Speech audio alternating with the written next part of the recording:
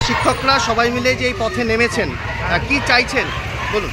আমরা চাইছি এই ঘটনার যথার্থ বিচারের নামে যে প্রহসন হচ্ছে, এই প্রহসন বন্ধ হোক।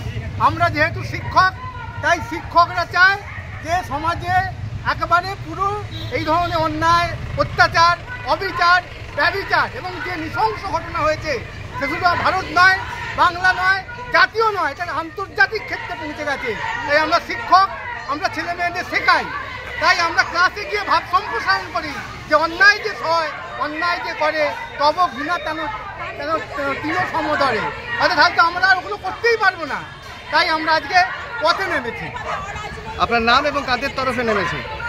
আমরা সমস্ত শিক্ষক সংগঠন, দক্ষিণ হাওড়া যে স্কুলগুলো আছে, 10, 12, 14টা স্কুল, তারা স্বতঃস্ফূর্ত হয়ে এই মিছিলে অংশগ্রহণ করেছে এবং আমরা খুব জমায়েত হয়েছে এখানে। আমরা পুরোপুরিভাবে স্কুল করে সব কিছু মেনটেন করে আমরা এখানে। আপনার নাম?